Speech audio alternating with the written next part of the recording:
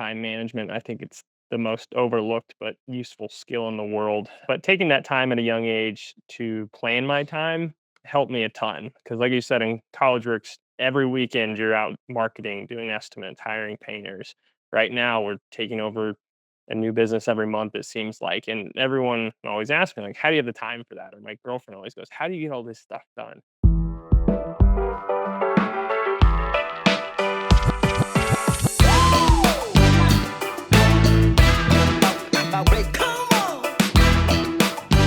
Welcome to a special collage episode all about time management.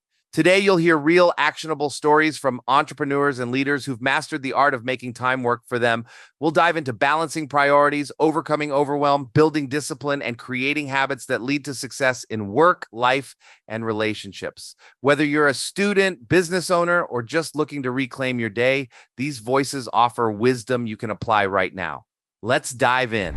I use Google Calendar to manage my time. I know that's a College Works favorite, and the basic time management techniques I learned from College Works. It was basically create a calendar, put in all your classes. Okay, so now the stuff that you can't move around like your classes, they're in your calendar. You can't scuttle around those. You have that in there. Now, what's the next kind of important on the priority list? What's stuff that maybe you can move around, but it's still very important to get done? So that might be time, like if you have an exam coming up, you have a deadline on when you have to do the studying, because you have to do it before the exam, of course.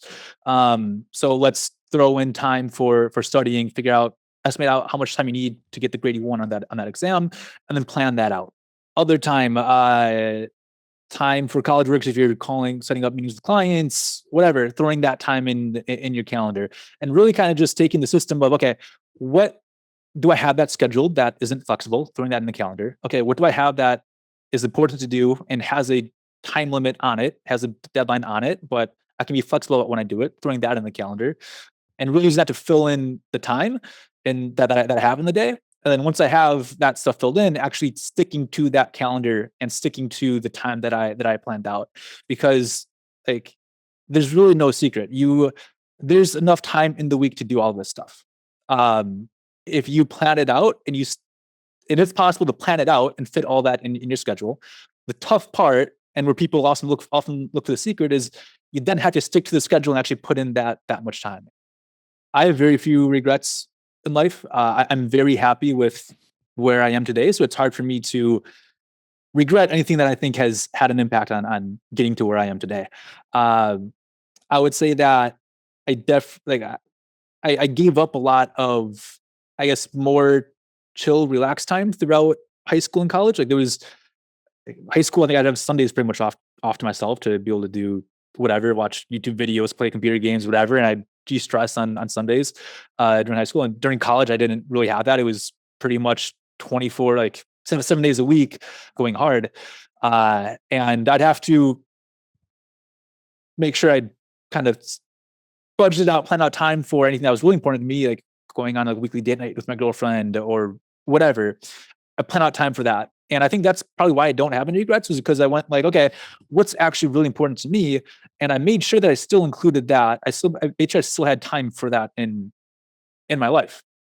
So I never cut out anything important, which I think is why I don't have regrets. Now, I gave up spring break trips. College works, it's prime time for a lot of activities in college works.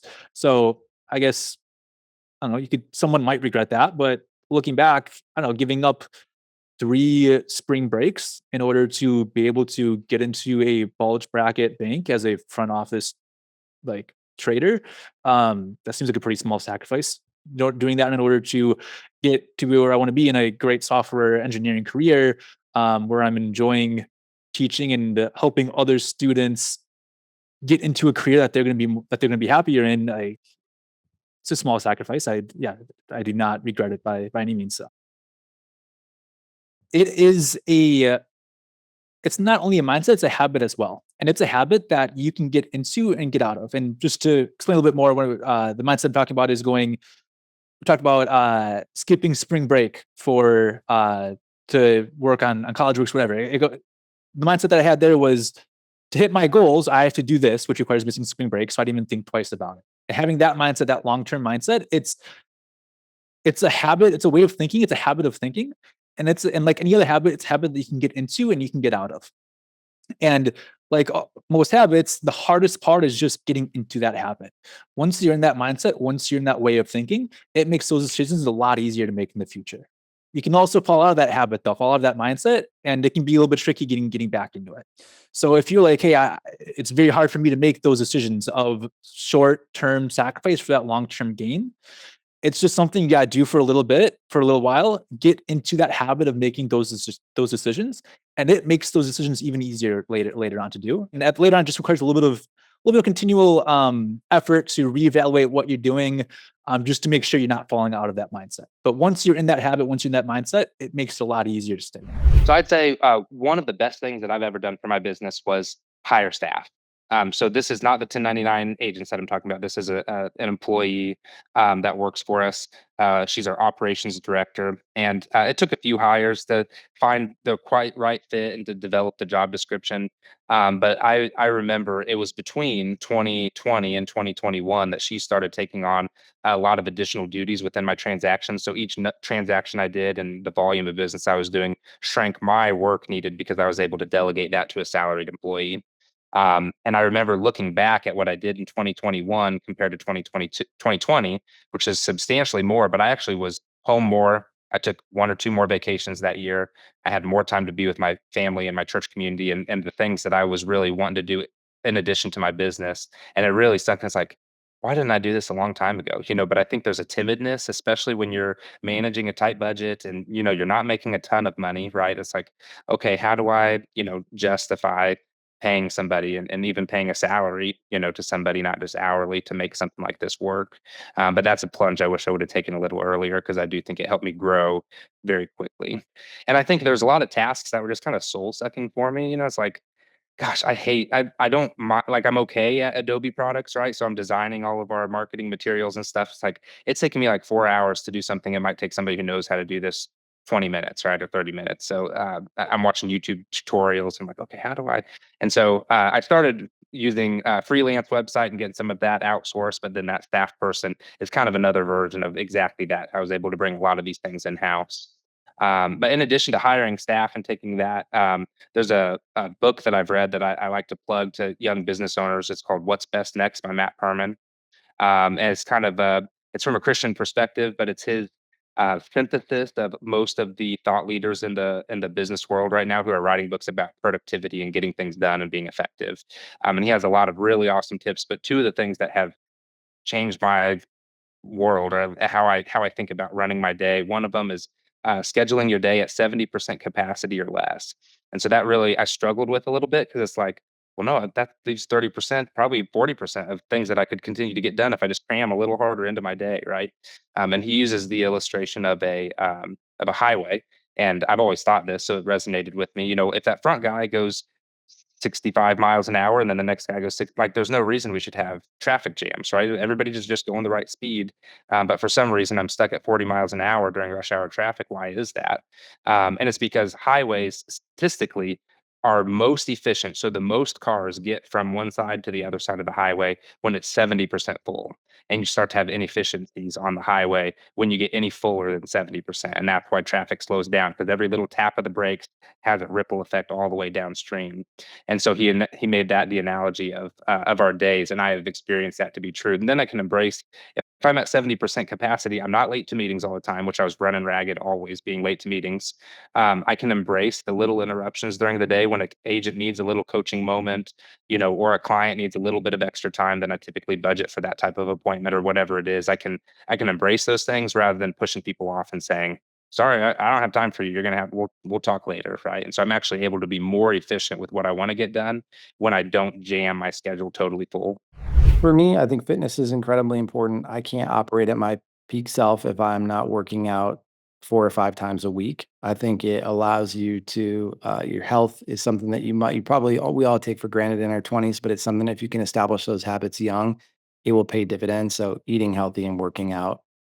I think for me, having a clear list of your priorities and then making sure you live your list against those priorities. Being a top tier dad is a priority that anyone who interacts with me knows is on that list. And I don't let anything interfere with being a top tier dad. I also think in terms of business and priorities that in business, the uh, the numbers don't lie. And one of the things that I insist on doing is kind of the Monday morning huddle on data and looking at my business and understanding how we performed over the weekend and being honest with ourselves when we crushed it and when we didn't crush it. And putting in place those systems to hold you accountable, to look at the data and understand and be in touch with the business is a habit. And it's easy to say I got busy or things got in the way. Having a habit of always staying in touch with reality is something that's really important as a business leader. The number one thing I would say would be continue to try different things.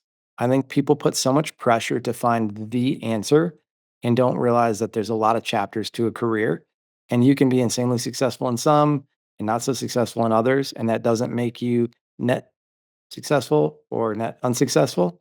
I think you look at the opportunities that you have in front of you and you just have to take them. You just have to go. You have to execute. Don't overthink it. There's always ability to course correct. And I think people tend to not take opportunities because they're worried that it might not work out. And I would encourage people to continue to try different things.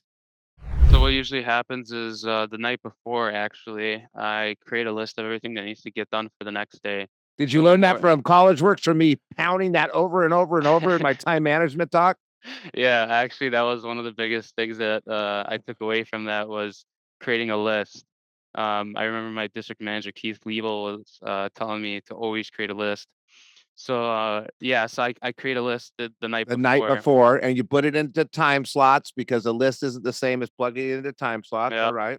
yep. And so then in the morning when you wake up, you're not like, oh, what did I forget? Like, so you have it all down on paper because at the end of the night, you're always thinking about that. And then in the morning, I just go execute those things. It varies every single day. If I need to go do a house inspection or if I need to go check on material, if I need to go address a tenant's issue, if I need to sit in for a meeting, if I need to make a call. I have a shop in Milwaukee because most of my business is in Milwaukee. So I have a little office in there. So if I'm in Milwaukee and I need to go to the office, I just go to my shop instead of coming all the way back down to Kenosha and going to this office. Can just stop in my shop. I have a computer, I have a printer, I have paper, webcam, everything. So I'm very mobile. I'm able to pivot very easily. I'm able to take on those kind of things. And one of the biggest takeaways I've learned from doing that is you'll honestly like you end up sleeping better at night. Yeah. Like before bed, when you do that and you write everything down and it's on paper, you don't have to worry about it, you end up sleeping better. So if you're struggling with sleep and you run a company or you're doing college works, that's definitely one of the things that you need to be doing is writing your thoughts and everything down on paper so you don't forget it. Biggest struggles. I would definitely say the organization part of it. And that's why I stress it so much because I was really bad at it. And now that, when I started doing 634 at MCC, that was one of the first things I implemented was organization. I didn't implement anything else. I wanted to get the base down for it. So we came up with a whole accounting structure. I found a cloud-based system that allows us to be organized. We have systems and checks and balances in place. And the organization is the biggest thing. And that's what I struggled with the most, especially when I first started College Works, actually. I was not that organized. And it's just something you have to end up doing to be able to get where you want to go because I think it's the most important part is organization.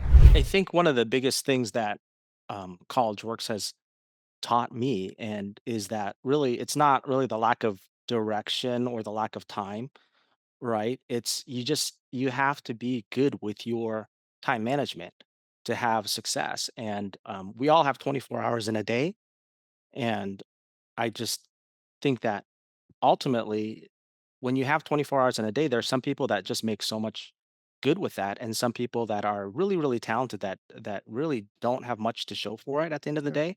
Yeah. And you remember Will Reeves? He was my DM, and I was in my freshman year doing the internship. I was doing a work study job. I was taking a prereqs for engineering. So I was really busy and I was really stressed out and I didn't feel like I was doing a good job managing my time. And I remember having this conversation with Will on a meeting one week. And I said, look, I'm really struggling. I don't know if I can balance everything. And he said, look, man, I'm just going to solve all your problems today. This is the system that we're going to implement. And he said, you're going to treat your work study job and your schoolwork like it's a 9 to 5 job, like it's a full-time job. And I said, all right, what do you mean? He's like, I mean exactly that. You're going to treat your schoolwork like it's a full-time job. Like if you worked a full-time job, what time would you wake up to get to work? I don't know. I'm like, I don't know, 7:38. I don't know. He's like, yeah, you'd probably wake up at 7, you'd go and eat breakfast, you'd get things ready, and then you'd go to work, right? And you would come home after 5 o'clock. And that's what I want you to do. I want you to wake up every day between 7 and 7:30, have breakfast, and I want you to be on campus by 8 o'clock. And you're not allowed to leave campus until 5, right? And I'm like, I don't even start class till 10:30. Why would I go to campus early? He's like, no, you're gonna go to campus early. And if you're not in class, you're gonna be studying. And once you're done, you go to class. And then you go to work study. And you're not allowed to leave campus till 5. And if you do this, you're never gonna have to study after 5 o'clock ever again. And he's like, are you gonna try it? And I said, okay, I'll give it a try. And obviously, the first week I didn't do any of it. And then the following week, he followed up with me like a good DM should and said, hey, are you doing the system? Are you doing the full-time job? And I said, oh, no, I didn't. And it was hard, when you're in college, you don't have that many classes, right? And everybody's waking up at whatever time they want to wake up at. Yeah. But, over time, I started to develop this like rhythm of getting up early, going to school, working on my schoolwork. If I had to go do my work study job, I did that. Then I went to my class. And then by 5 o'clock, you know, I was done. And what I noticed is that I'd have 2 or 3 hours of class, maybe a couple hours of work study, but then I was also studying and working on my schoolwork 3 to 4 hours a day.